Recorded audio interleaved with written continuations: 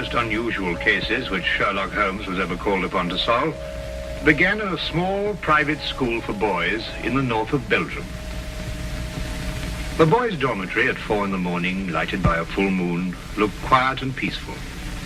It would have been difficult to imagine that here began a train of events which filled 4 graves before it was stopped.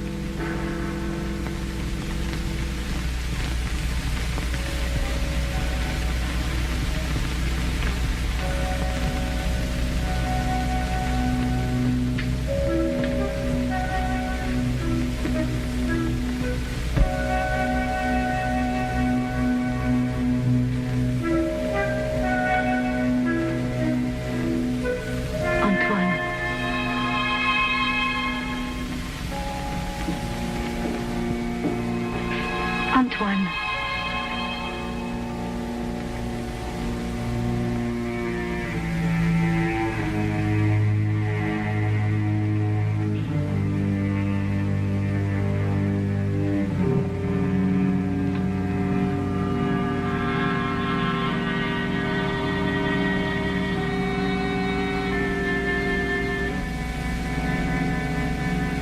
He has gone out.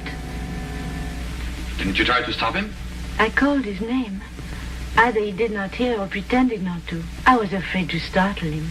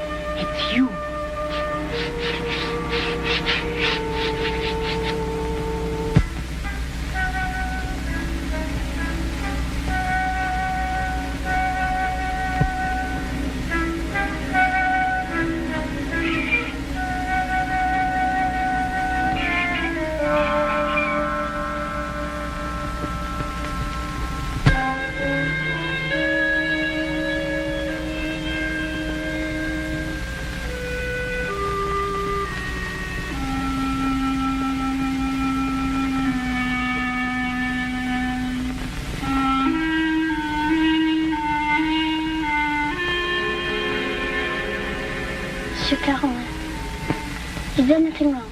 No. Nothing, Antoine. Go back to sleep.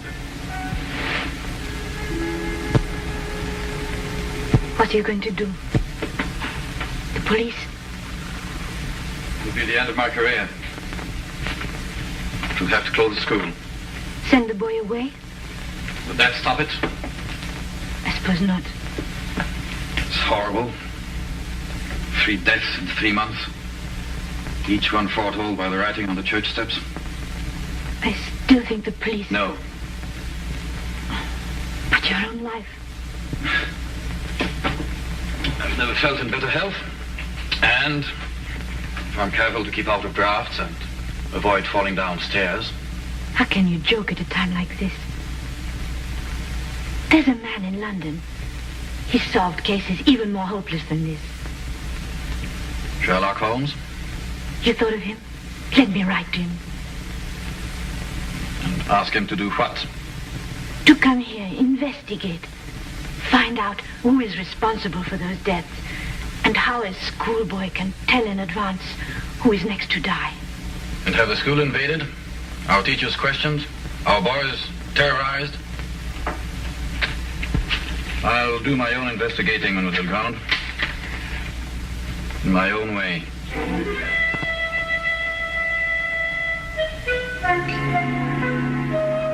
Some weeks later, a letter arrived at Baker Street. Holmes read it over once to himself and then aloud to me. Dear sir, it will be a source of eternal regret to me that I allowed myself to be dissuaded from writing to you sooner, Mr. Holmes. Now Mr. Carolan is dead of natural causes. The doctor says, though I am not sure he isn't mistaken. I pray that you will come to Arno without delay and lend us your assistance in putting an end to these ghastly occurrences. Respectfully yours, Mary Grande. You deduce that the writer of the letter was young? I'll go further than that. I'm prepared to wager that she's madly attractive to boot. Better and better. And on what do you base these interesting conclusions? Wishful thinking, my dear chap. Wishful thinking. Then wish no more. She is both young and attractive, with hair the color of autumn honey. Oh, did you read that between the lines? No. This came with the letter. A lovely color, you'll admit, Watson. And from a beautiful young woman at that. Now, come, Holmes. That's neither logical nor factual, and you know it. You aren't the only one privileged to think wishfully, my dear Watson. Bravo. So you're going to take the case? Yes, and if you pack for us both, I'll arrange for tickets. The boat train took us to Dover. By mid-morning the following day, Holmes and I were sitting in the headmaster's study at the Arno School in the presence of Mademoiselle Mary Grande, who was indeed extremely attractive, with hair the exact shade of autumn honey. Then you're quite sure you've told me everything, Mademoiselle Grande? There is only the matter of the old woman, but I don't think it's important. Let me be the judge of that, mademoiselle. Her name is Madame Soulet. She's a harmless, feeble-minded woman who sells charms and love philters for the ignorant. Some have called her a witch. I see. And what is her part in this affair? She admits she went to see those whose names were written on the church steps and offered to sell them some charms against the evil omen. That's most interesting. Did any of the other victims purchase these charms? I can only speak for Monsieur Carolan. He did not. And what about the others? Were they persons of wealth? No. Two were quite poor. The third one moderately well off. We have no really wealthy people here in Arno, Mr. Holmes. Except, of course, the Count de Passevant. You know the Count? No, indeed. I only happened to pass a carriage on the way boasting his coat of arms. However, I should like to have a word with this Madame Soulet, if that can be arranged. You have only to go to her house. It's on the edge of town, on the North Road.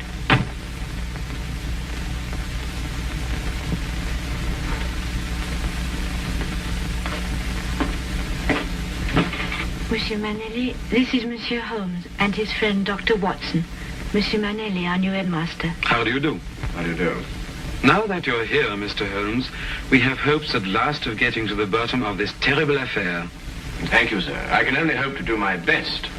Mademoiselle Grande has given you all the facts? All the facts at her command. Perhaps you can supply some additional ones.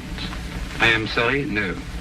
Mademoiselle Grande was the favorite member of the faculty here. She had Monsieur Carolan's confidence, not I. I see. And now that I've had the honor of meeting you gentlemen, I hope you will forgive me if I go to meet my class. But certainly.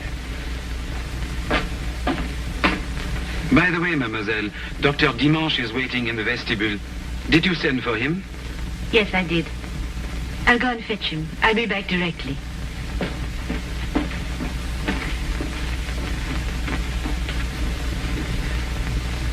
But the boy, Holmes, the boy, you haven't asked to see the boy.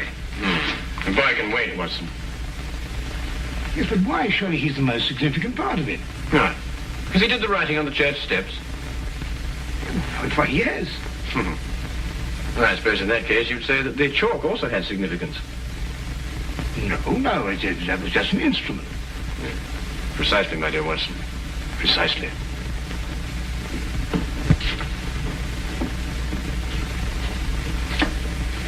Mr. Holmes, this is Dr. Dimanche.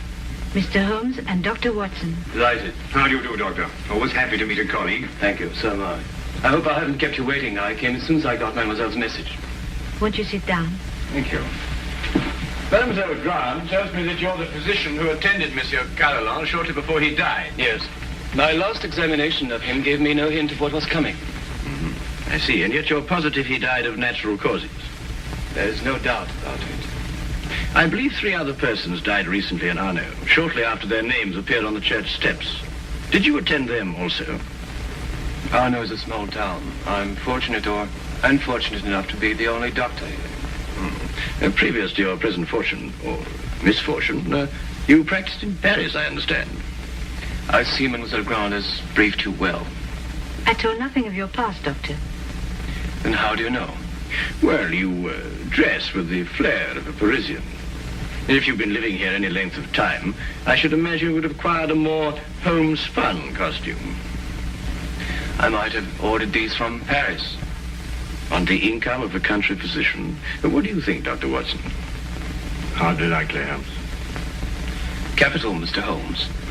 Your powers of deduction have not been overrated. But you didn't ask me here to discuss my clothes or my income. How can I help you? Dr. Dimanche,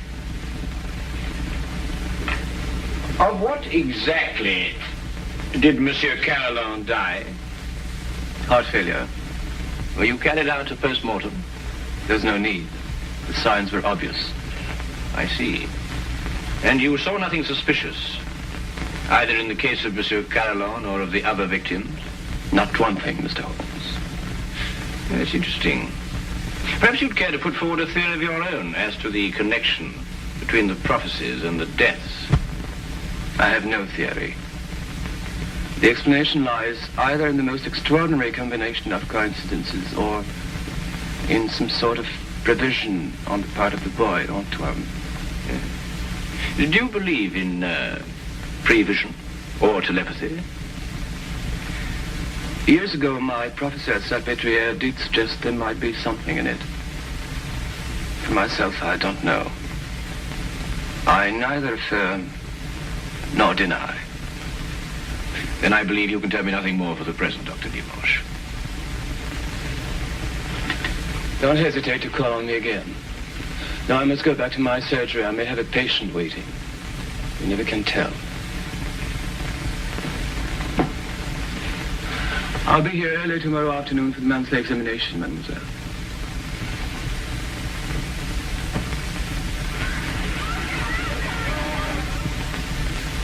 Dr. Dimanche examines your pupils every month, then, mademoiselle? Yes. The health of our pupils is of the greatest concern to us. And so it should be, Mademoiselle Gant. And so it should be. And it's an extraordinary thing, the odd and assorted illnesses that crop up in a boys' school. Vous devriez vous être en place à cette heure au lieu de courir dans les couloirs. Allez maintenant. That is he. So that's the boy who on 4 separate occasions was able to foretell the death of a citizen of Arno. Well, there must be some logical explanation for it. There is, Watson. There is. Holmes, do you know how it was done? Yes, that part was simple. Our main difficulty will come when we try to prevent the 5th murder.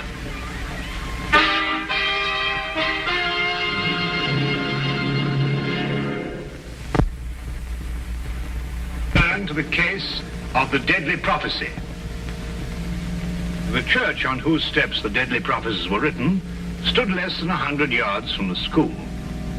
I had supposed that Holmes, with his usual attention to detail, would want to examine it thoroughly, but once again he surprised me. He did not stop. And I had a fair guess that perhaps he wanted to have a little talk with a certain Madame Soulet. Come in. Madame Soulet? Come in. I was expecting you. I thought you would be. Sit down. Thank you. Do you know why I've come to see you?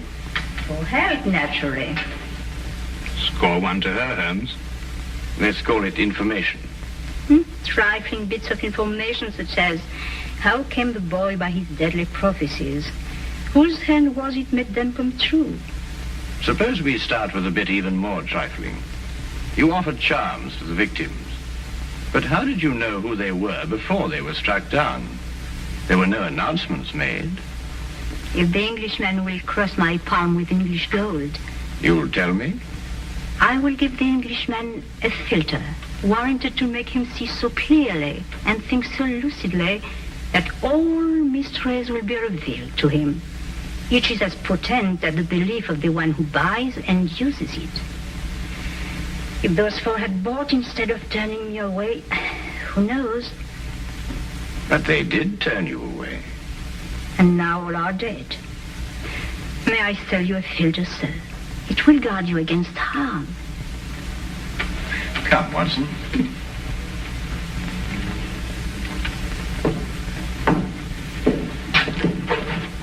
Good day, Madame Soulet. You are a wise man. You say little and listen well. Good day to you, sir.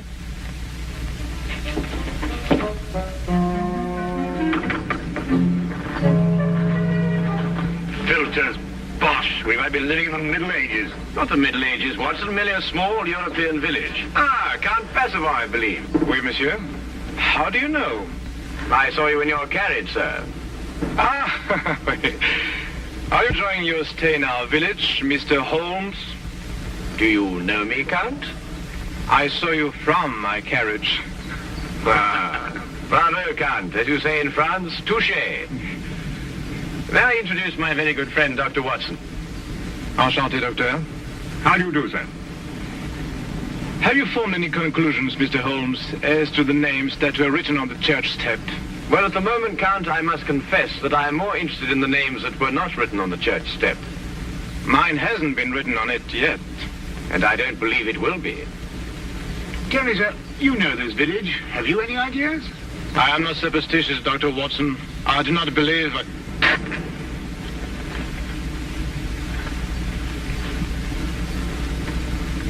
You're not superstitious, Count? Madame Soulet's filter at least can do no harm. Good day, monsieur. Good day. There were a few points about this case which Holmes thought could best be cleared up in Paris. He had asked me to go alone as the following night there would be a full moon, and he wanted to stay in Arno to be on hand just in case.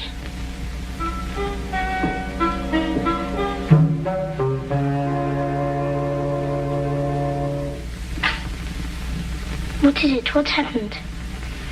Nothing at all, Antoine. You were walking in your sleep. Now be a good boy and get back to bed. I can't. There's something I must do. Not tonight. Not tonight, Antoine. Yes, sir.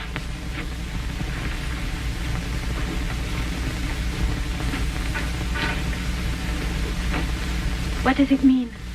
It means that nothing further will happen tonight. Sleep well, Mademoiselle Grand.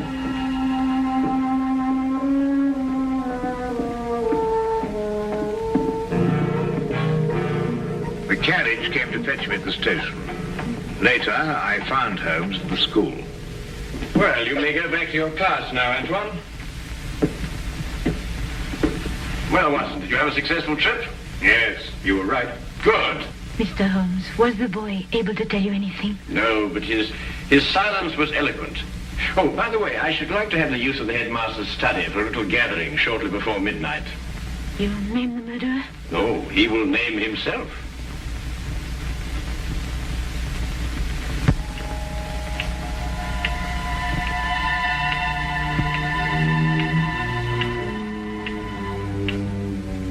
It's almost midnight, Mr. Holmes. Must we wait much longer? Good evening, Count. I think you all know Count Basibor. Count, you met Dr. Watson in front of Madame Soulet's cottage. Would you be so good as to take that chair, Count? I expect you're all wondering why you've been invited here at such a late hour this evening. Well, we are concerned with the murder of Monsieur Carolan and of 3 other citizens of Arno before him. Mr. Holmes are sure they died natural death. I happen to believe that they were murdered. Now, the question is, with what motive? Profit? But these were ordinary people of modest means. The murderer could scarcely hope to enrich himself at the cost of their lives. Now, a thought occurred to me, and I decided to go and see Count Basibor and ask him if his life had been threatened too. It has been. And this is the feature of the case that most intrigues me. Blackmail has often been the prelude to murder, but here, for the first time, murder became the prelude to blackmail. What was demanded of you, Count? 100,000 francs. And if you didn't pay? My name was next to appear on the church steps. So you see, extortion was the motive from the first. And to that end, an atmosphere of terror was built up by means of 4 successive murders. It would take a man of superhuman courage to resist. But, Mr. Holmes, the names were written by one of our pupils. What possible connection could an 8-year-old boy have with such a scheme? Yes, Anton. Just an unwitting tool. Of whom? The blackmailer must be someone who could have poisoned 4 people. Don't distress yourself, Madame Soulet. The killer meant suspicion to fall on you. But a person of your simple habits wouldn't play so dangerous a game. No. There is a suspect close at hand, who not only had an expert knowledge of poisons, but to whom the boy has been far more accessible.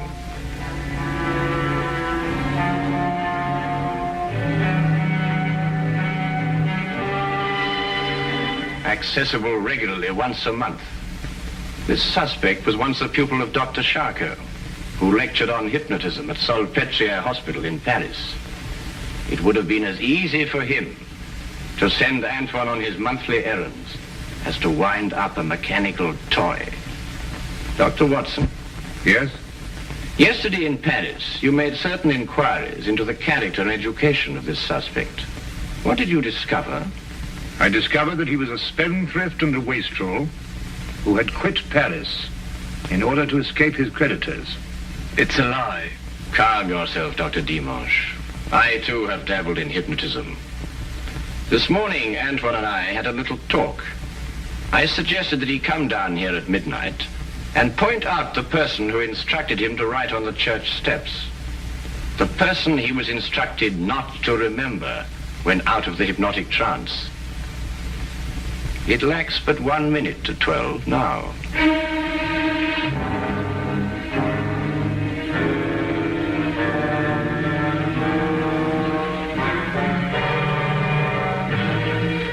Stay where you are, all of you. Don't be a fool, Doctor.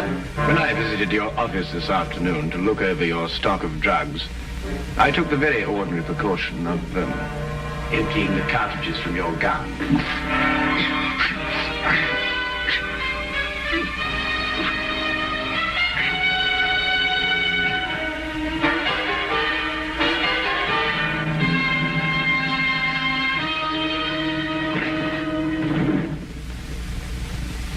Should we wait for the boy to make the identification, Mr. Holmes?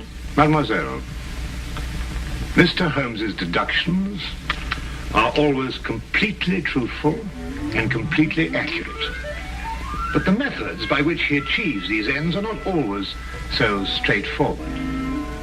He said that he'd hypnotized the little boy to have him come here tonight at midnight. How did you know it was a bluff? You also said that the gun was unloaded. Oh.